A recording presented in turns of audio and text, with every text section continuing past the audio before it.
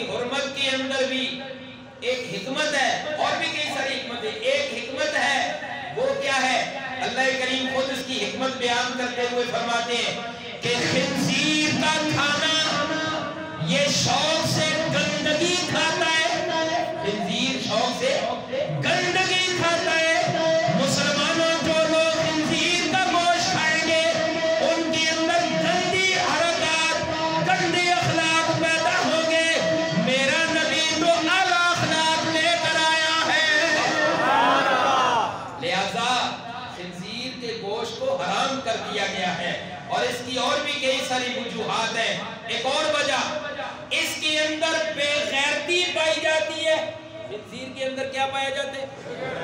مفسرین نے واضح الفاظ میں لکھا ہے، مفسرین نے لکھا اس کے اندر بے غیرتی، اس کے خون میں، اس کے گوشت میں بے غیرتی پائی جاتی ہے۔ اور یہی وجہ ہے، آج دیکھو یہود و نصارہ نے دنیا پہ کس طرح بے غیرتی پھیلائی ہوئی ہے، اور مسلمانوں کے اندر یہ جراثیم چھوڑ رہے ہیں۔ اس کی وجہ یہ ہے کہ وہ لوگ خود خنزیر کا گوشت کھاتے ہیں، وہ بے غیرتی اور بے حیائی کو بے حیائی سمجھتے ہی نہیں، بلکہ اس کو تو آج کوئی نیا نام دیا جا رہا ہے۔ اللہ کے قرآن نے کہا کھانا حلال رکھو، تمہیں قرآن خود سمجھ آ جائے گا۔ جس کا کھانا یہ حرام ہے اسے کیا پتا بے غیرتی کیا ہوتی ہے، اسے کیا پتا یہ بے حیائی کیا ہوتی ہے۔ رب نے فرمایا وَلَحْمَ الْخِنزِيرِ، مسلمانوں خنزیر کا گوشت اللہ نے حرام کر دیا۔ اللہ کریم فرماتے ہیں خنزیر کا گوشت حرام۔ سوال پیدا ہوتا ہے رب کریم خنزیر کا گوشت تو حرام ہے، آیا خنزیر کی ہڈیاں حلال ہے؟ آیا خنزیر کا چمڑا حلال ہے؟ آیا خنزیر کے اور اجزاء حلال ہے؟ کیا حلال ہے؟ زور سے۔ اور قرآن نے تو صرف لحم گوشت کا ذکر کیا ہے، باقی اشیاء کو تو نہیں کیا۔ ذوق ہے تو میں جواب دوں۔ مفسرین نے جواب دیا، پہلا جواب، عام طور پہ عیسائی لوگ خنزیر کا گوشت ہی کھاتے ہیں، ہڈیاں نہیں کھاتے، لہذا نفی بھی گوشت ہی نہیں کی، باقی اس کے اندر ہڈیاں بھی آ جاتی ہیں۔ خنزیر پورے کا پورا آ جاتا ہے، چاہے وہ چمڑا ہو، چاہے وہ گوشت ہو، چاہے وہ گوشت ہو، چاہے وہ خون ہو، چاہے چربی ہو، کسی بھی قسم کی چیز جو خنزیر کے متعلق ہے وہ حرام ہے۔ اللہ اکبر۔ اس سے اگلی چیز جو آخری، اس آیت کی آخری چوتھی چیز ہے جسے قرآن نے بیان کیا ہے اور ہمارے لیے وہ بڑی ہی قابل توجہ ہے، وہ کیا ہے؟ وَمَا أُحِلَّ بِهِ لِغَيْرِ اللَّهِ۔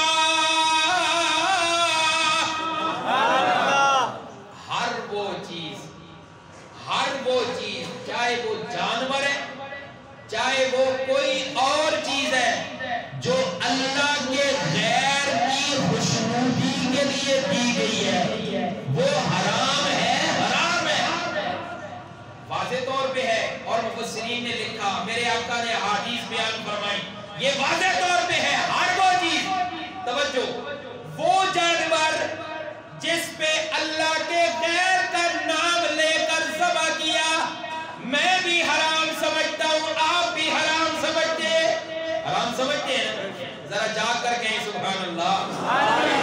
وہ جانور جس پہ اللہ کا نام لیا گیا ہو، جس پہ اللہ کے نام سے چھری چلائی گئی ہو، وہ تو حلال ہے، میں بھی حلال سمجھتا ہوں، آپ بھی حلال سمجھتے ہیں۔ اللہ کے قرآن نے کہا اگر اس کے اندر غیر کی خوشنودی مقصود ہے، غیر کا تقرب مقصود ہے، تو اللہ کی طرف سے آواز آتی ہے جس کا تقرب تو نے نیت کی ہے، اس کا ثواب بھی تجھے کوئی نہیں دے گا، میں اللہ اسے قبول نہیں کرتا۔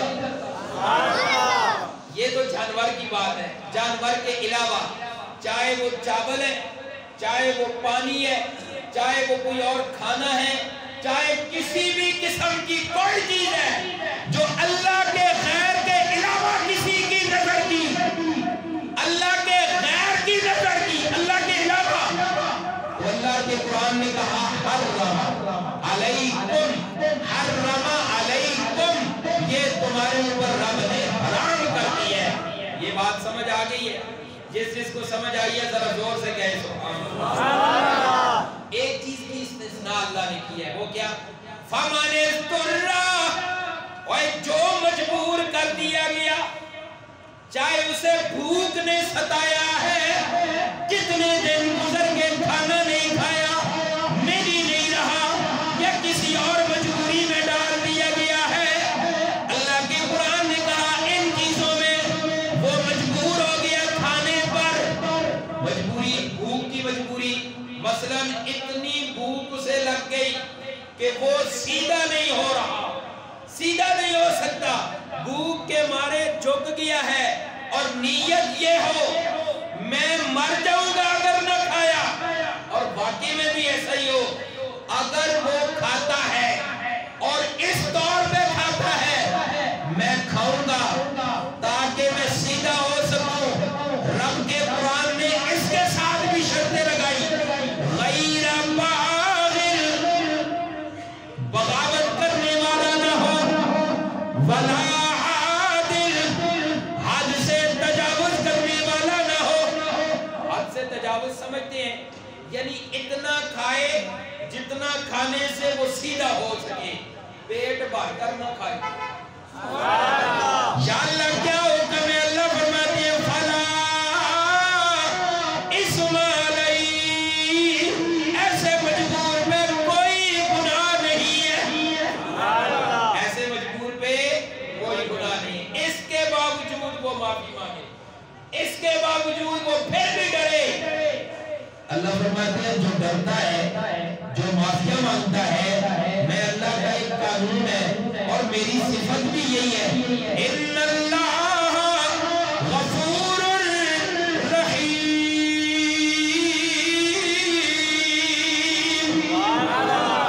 یا اللہ جو اونچی سبحان اللہ کہے آپ کی رحمتیں اس پہ برسیں۔ اللہ فرماتے ہیں اس کے باوجود جو مجھ سے معافیہ مانگتا ہے، اس کے باوجود جو میرے در پہ آتا ہے، میں اللہ اس پہ اپنی رحمت کے دریا بہا دیتا ہوں۔